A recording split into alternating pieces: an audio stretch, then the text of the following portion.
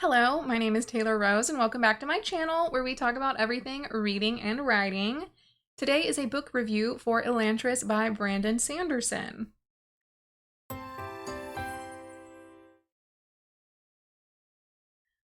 Around 8 years ago, I read the Mistborn trilogy, the first Mistborn trilogy. There has since been a second trilogy published, and I really liked it. Wasn't perfect, but it was very enjoyable. So I tried to convince my husband to read it multiple times, but he kept blowing me off until his best friend suggested it. And ever since, he's been absolutely obsessed. He has like all the Kickstarter merch, the special edition hardbacks. He's read everything. It's a little much. I was kind of burnt out on reading for a long time, and I almost primarily read webtoon comics and bad fan translations of Korean web novels. Over the last year, I've been trying to push myself to read more actual books, and the entire time my husband and his friend have been on the sidelines cheering, Brandon Sanderson! Brandon Sanderson! So here I am. I sat down and read a book. It's just a little intimidating because they are fairly long and they are like epic fantasy style, so it is deep world building. I decided to go with the standalone book. Brandon Sanderson has hinted that he wants to expand this series, this world, but so far he has not. If you don't know anything about Brandon Sanderson, he is a fantasy author, and the majority of his works take place in the same universe, the Cosmere. They are technically tied together via the magic system of investiture, but it is embodied or activated differently on each planet. In Elantris, it is activated solely by the Elantrians, who were normal people until one day they wake up and they've been transformed into an Elantrian. So white hair, silver body, they're long-lived, heal quickly, they're perceived as gods, so they live in this like magical city. Unfortunately, 10 years before the story begins, a disaster struck, they call the Raod, where magic seems to have essentially died. All the Elantrians turn into basically lepers. Their hair falls out, their skin becomes really wrinkly. They are basically immortal, but eventually go crazy from the physical pain of wounds that do not heal. The official synopsis: Elantris was the capital of Erelon. Gigantic, beautiful, literally radiant, filled with benevolent beings who used their powerful magical abilities for the benefit of all. Yet each of these demigods was once an ordinary person, until touched by the mysterious transforming power of the Shaod. 10 years ago, without warning, the magic failed. Elantrians became wizened, leper-like, powerless creatures, and Elantris itself dark, filthy, and crumbling. Erelon's new capital, Kei, crouches in the shadow of Elantris. Princess Serene of Teod arrives for a marriage of state with Crown Prince Raoden, hoping, based on their correspondence, to also find love. She finds instead that Raoden has died, and she is considered his widow. Both Teod and Erelon are under threat as the last remaining holdouts against the imperial ambitions of the ruthless religious fanatics of Fjordell. So Serene decides to use her new status to counter the machinations of Hrathen, a Fjordell high priest who has come to Kei to convert Erelon and claim it for his emperor and his god. But neither Serene nor Hrathen suspect the truth about Prince Raoden. Stricken by the same curse that ruined Elantris, Raoden was secretly exiled by his father to the Dark City. His struggle to help the wretches trapped there begins a new series of events that will bring hope to Erelon and perhaps reveal the secret of Elantris itself. So there are 3 point-of-view characters: Princess Serene, Prince Raoden, and then the High Priest, Hrathen. Each kind of has their own thing going on. Raoden, who is locked in Elantris, is trying to... When he gets there, it's a madhouse. The people are immortal, so they don't need to eat, but they are just consumed by hunger. And he decides that he's going to try and make it better inside Elantris. Because, you know, even if they're cursed, they don't need to suffer for eternity, basically, is his reasoning. He joins together with some other Elantrians and begins trying to improve life within Elantris for everyone who has been taken by the Shaod. There are different factions fighting inside the walls, and he's like trying to navigate how to deal with the different issues that they pose. Serene's POV is mostly political. You know, she has come for this political marriage to try and save her country from being taken over by Fjordell. And, you know, when she gets to Erelon, she realizes like, wow, they're on the cusp of defeat. You know, there's so much going on here that they're close to the edge and I need to do something. So she starts inserting herself into the political machinations of Erelon, which is difficult because she's a woman, Erelon's really sexist, and also she's a foreigner. Hrathen's POV is mainly the religious conflict. You know, he's a high priest. He has just come from a previous job and is kind of struggling with the ramifications of, you know, what his faith is asking him to do, what he has done, and everything in between. Of the three POVs, I liked Serene's the best. I felt like she was A, the most proactive, B, the most interactive of the three main characters. Hrathen's POV is extremely internal, and he's played off as this really smart guy, but then he's caught off guard by stuff pretty frequently. So his point of view really improved in like the last third of the book. It began getting a lot deeper and more involved. But for most of the book, it was kind of shallow. And that's kind of the point because he's supposed to be a religious fanatic, but I think it could have been expanded on a little bit, maybe. Iodin's point of view, he is very optimistic, living in the slums, trying to make life better. So overall, I found all three characters relatable in their own way, though with varying degrees of success in that regard. I did feel like at the beginning, Serene's desires weren't really clearly spelled out in regards to wanting to stop Shu-Dereth. The only, you know, obviously the negative is that they are a foreign power taking over other countries, but it seems like they've done so by convincing people to do things, not by force necessarily. So it makes it, for me, it made it hard to understand why she was so adamantly against Shu-Dereth. If there had been examples of like religious practices that were at odds with her own religion, that probably would have helped me. If there were examples of the hardship in the daily life of people who follow Shu-Dereth, maybe that could have helped. But arguably, other than the fact, oh, Shu-Dereth was in that one country and they convinced the civilians to rise up against the government. Like, okay, is that bad? Yes. But are they like forcibly?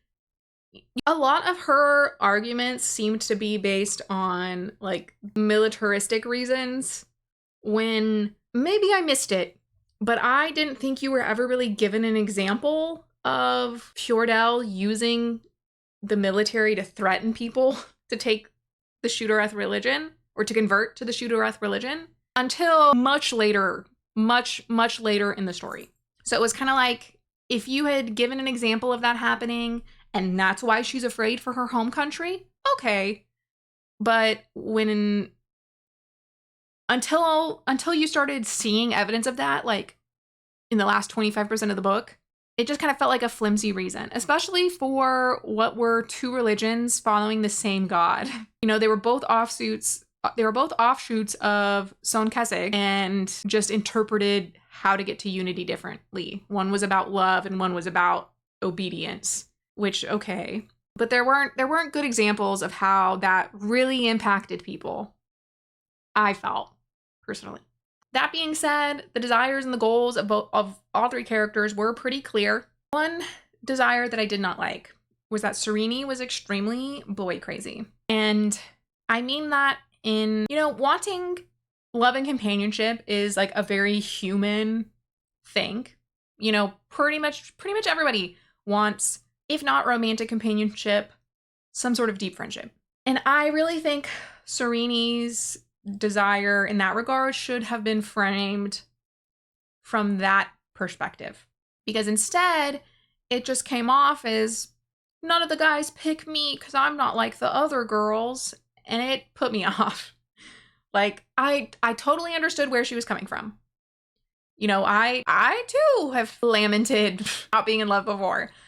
But she drops out a few times that, like, she's never really had peers because she's a princess and, like, her personality is commanding and it's made, you know, other people, like, nervous around her. So she's never had friends. But instead of focusing on that, she's just like, no guys ever asked me out. And it's kind of fell flat. I really think it should have focused on the friendship aspect in addition to wanting love, right? Because there's nothing wrong with that. It just felt flimsy to me and not super feminist, in my opinion. All the characters do have internal and external conflict. You know, like I mentioned, Serene's internal conflict is supposed to be finding acceptance for who she really is versus making sure Fjordell doesn't get a foothold in Erelon. Or Hrathen, you know, his internal conflict is the waxing and waning of his faith through his life, along with what his faith has made him done, versus externally dealing with one of the lower priests in his temple who is a really passionate fanatic to the point of, like, being illogical, whereas Hrathen's very like, I have a plan, we're going by the numbers. And then Raoden, I guess internally his battle is mostly about dealing with the effects of the Sheod, so the hunger and the pain, etc. And then his external conflict is A, taking over Elantris, B, figuring out what happened. Because all of them had internal and external conflict, they did have, you know, their individual character arcs pretty well developed. I will say, within the context of the world building, Serene is definitely at a disadvantage being a woman in this, more so than her home country, sexist social dynamic, where she is, like, constantly trying to encourage the other female characters, trying to prove that she is worthy of respect and isn't just, you know, this silly person. I just felt like the stakes were kind of low. Again, going back to the religion, there wasn't much work done explaining to me why someone following Shu-Koreth would be so against Shu-Dereth. Obviously, at the end, you're finding out, like, whoa, all this crazy stuff, but at the beginning, it just felt kind of petty. You know, like, obviously, like, in our world, for example, Christianity, Catholics and Protestants have been at each other's throats ever since Protestantism was born, but that was more so about political parties trying to take over countries. Arguably, there's not really a difference between Catholicism and Protestantism other than divorce. Like, realistically, there were other drivers, whereas in Elantris, they don't really have, that's not really explained at all, let me say. So if we had been showing, like, how Shu-Dereth negatively affects the commoners' lives, okay. If we had shown how Shu-Dereth is damaging countries, maybe, like, okay, Hrathen went in and convinced some people to rebel against their government in Duladin, but did a Shu-Derethi priest take over the country? No. It seems like he went in, destroyed the government, converted some people, and then bounced out. If it had been, like, some sort of military takeover, okay. Like, I can see the fear. If there was something like that, I probably would have believed it more. And I might have just missed something in the story. I don't know. Towards the last third of the book, the plot starts moving really quickly. I find that a lot in Brandon Sanderson books. You start off pretty slow, and then as you get through the book. It's like bam, bam, bam, bam, bam at the end, which isn't bad. It's why I stayed up till 5 a.m. reading. But that is something to keep in mind. As for craft, Brandon Sanderson's always been pretty good at like clearly describing things. I felt. However, you know, I really enjoy how much work he puts into world building. I think more people should do it. I'm tired of European country knockoffs where there's no thought put into naming conventions or anything. They're just taking a canned little France with a new name. However, he might have gone a little too hard in this book. There's a side character from Duladin who uses Colo and what does the other say? Doladon or whatever. Suli? One audiobook I listened to said Sul and the other said Suli. I don't know how it's supposed to pronounce. So it was like almost every single line this guy said, Sul? Colo? Colo? Sul? Doladin? And it was just like, oh my god, guy, like, tone it down. It happened a lot that people would refer to each other constantly. Well, Lord Royal. Lord Royal? Lord Royal. Lord Ahan? Lucas? My lord. Priest. My priest. Priest. High priest. Just constant honorifics and little dialogue tags like that. It got old pretty fast. I'm not gonna lie. One thing I felt was kind of weak is that in a lot of scenes, there was lots of dialogue, very little physical description, and zero thought. Like at one point, Serene is talking to a maid, basically like, hey, why didn't anyone come clean my room? And the maid is like, oh, I'm so sorry. We've had girls running away. And Serene is just like, oh, okay. And that's it. That's all that's described, really. Several scenes later, you find out that Serene was doubting her, but that didn't come off in the scene. There was no thoughts from Serene in it. Like, there were multiple parts where I felt like all the thoughts had just been taken out and we're just getting rough description. At one point, it was like the rat's hand flies out and I just envisioned just like, whoo, a hand by itself. Like, things like that. There were a few places like that I think could have been tinkered with a little bit to give a little more, but this was not poorly written. There were just a few places that it kind of faltered. Overall, this was a 4-star read for me. I did really enjoy it. However, there were a non-significant number of quibbles that I did have with some of the things in the plot and world building. Overall, if you like kind of high fantasy with an emphasis on world building, political machinations, this book's probably for you. If you are more focused on the relationship building aspect, maybe don't read Brandon Sanderson. Romance is his weakness. I've heard that his Way of Kings series is a lot stronger in that regard with like friendships and stuff, but yeah, kind of fell flat in this one. In Mistborn, I didn't believe the romance at all. Only his standalones have I ever felt like I buy that they like each other. In these other series, I'm kind of like, what? They just kind of jump from 0 to 100 all of a sudden. One thing that was really difficult is that the first audiobook I tried was like the cinematic version. So it has all the sound effects and different voice actors for the different characters. And I really felt like the volume felt like it was changing all the time. The sound effects over conversations were distracting. And then there was like a disconnect between the voice actor and then the narrator when things were happening. Like the voice actor would scream and then a sentence later the narrator's like, he yelled. Okay, we already heard it. I did end up switching to the like traditional audiobook with just the one narrator doing everything, and that was a much easier listening experience for me.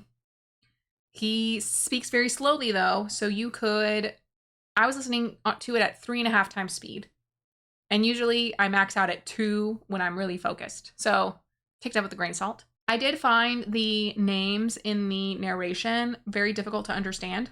There were so many words that sounded the same in the audiobook, but then reading the book, the spellings were totally different. So it was much easier reading to keep things separated correctly. than it was listening. So those were my thoughts in general. Now I'm going to go into a few more nitpicky things that I did not like. But if you are sensitive to spoilers, you probably want to hop off here. I'll see you in the next video. Right? Okay, so let's get into some spoilers. There's a side character who you meet at the beginning. He only appears like for a line or two, 3 or 4 times max. And I did not like him. Well, it's not that I didn't like him. It's that he is definitely coded as like a low functioning autistic. And he's just kind of, people just kind of describe him as weird. Like whenever they see him, like, oh, he's mumbling in the corner. I didn't like it. You find out later that and this is a big spoiler, you find out later that he is an Elantrian who has been hidden by his non-Elantrian family. And he just like swoops in at the end with this answer everybody needs. And it's like, how would he know? There's no way for him to know. Like, basically he gives them a number. And it's like, every time we've seen him, he's been described as like hunched over in a corner mumbling to himself. When realistically, nothing's wrong with him. Like the other Elantrians who haven't had many physical injuries and have something to do, etc., are described as being of sound mind. Like they're fully present. They're normal for all intents and purposes until they get too many injuries. And then they kind of like lose themselves in the pain, right? It was never suggested that this character was ever severely injured or had any issues or, he's been on a downward spiral because it's been 5 years or something. There's none of that. If he had been like obsessed with reading, to my memory, he never is described with a book or a map or anything. He's just mumbling by himself as they like take him around places. Maybe I missed it because he's literally only described for a line or two every time he appears until the end when he shows up and saves the day. And it felt like a cop-out. Like they couldn't think of any other reason to have this work out. So they shoved this character in there when to me, it didn't really make sense with the world building around the Elantrians. Next, the last line of the book was a sex joke. I was so upset. This was like that the Kingsman ends with a butt sex joke. And I was so mad. It ruined the movie for me. I was so mad when I read this. I almost didn't read the epilogue, which really shouldn't be an epilogue. It's basically the next day. I just don't understand. I don't understand why, and especially, do this. It really bothers me, especially given the fact that, like, his books have 0 spice. Like, even the implied spice is, I don't think I've ever seen it. Supposedly in Mistborn, he was trying to allude to it, but he didn't want to go too far because it's supposed to be a YA. Okay. Like, you don't have to explain not putting spice in your book. That's fine. Like, you don't need to. But to then end with a sex joke? Huge turnoff. I was almost tempted to take off another star for this. Again, I didn't like Sereni being so guy crazy. It should have been framed adjacent, but different than that, because it just came off really pick-me. Raoden kind of gives off Jesus vibes at the end, and he's so benevolent, and yeah. That could just be me being biased. Hrathen and Sereni interact a handful of times and basically just say things like, I know what you're up to. Oh, hello, your highness. Why are you here, high priest? Like, stupid stuff like that. And then at the 80% mark, Hrathen is just like, I've realized I'm in love with her. And it's like, you've never interacted. Y'all have not had a conversation. What do you mean you're in love with her? And I think I would have loved if this was a love triangle. Like, that would have been so funny. So funny. But no, there was nothing. And then randomly Hrathen is topless in thin knee-length pants. I was like, dang, Brandon. If there had been actual building up to this, okay. If he had, realized, like, I really admire her for her strength and resolve. Like, I regret not having the same drive, right? Okay. But instead, he's like, I think I'm in love. It's just like, dude. Okay. Didn't like that. Again, the Dorothy threat's not really explained. It's just kind of like, oh no, religion's spreading. And then when you get to the far end of the book, it's like, yeah, they killed people. And it's like, okay, you should have led with that. Like, that you knew they were massacring people. Instead of, oh, these priests being missionaries. Boo. There just needed to be some work on, like, the actual religion. I felt like there was not really much religious world building other than they go to church and this is a wedding tradition and this is what they do to the people taken by the child for religious reasons. There was like no real concept of what they believed. At one point, Raoden says something made Serene look like a schoolgirl, and I was like, gross, should have edited that out, didn't need to be in there. And then finally, my last big issue is that one of the main antagonists has a port wine stain. And that's fine. Obviously, they exist. We shouldn't be afraid to put these kind of things in our story. But it is questionable when you assign these things to the villain for no good reason. It's like, it just comes off as like, this flaw is why he's evil. Personally, there wasn't really any explanation other than this guy's a greedy merchant and his huge purple birthmark. I don't like it. It's questionable. If anybody else had had the port wine stain, I wouldn't have even blinked. But the fact it's the villain and they keep rubbing it in your face, I was like, questionable. Not that I'm saying like everyone with X issue is perfect or everyone with X issue is horrible. Humans are an array. It is just an unfortunate fact that the different people are usually scapegoated for various reasons. I remembered this when I was editing. Raoden and Serene have this horrible miscommunication. I thought it was poorly done. So basically, Serene, for her widow's trial, is going to give food to the Elantrians because she still thinks they need to eat. And part of the deal with the leaders, so Raoden and some other people, is that they won't stop anybody from coming to get food. And Raoden's like, oh, we won't do that. Anyways, Raoden has good reason to stop some people from coming to get food. But eventually, his guards are worn down day after day until they can't hold back those people anymore. And so those people come and like ransack the food, start attacking everybody. And Serene is mad. You stopped them from getting food. You're a tyrant. And instead of at least trying to explain, you don't understand, or it's not what you think, he's just like, I am a tyrant. You can do a miscommunication trope well. The scene showed absolutely zero attempt on Raoden's part to clear up the misunderstanding. And then he randomly just chooses to feel guilty. I don't know.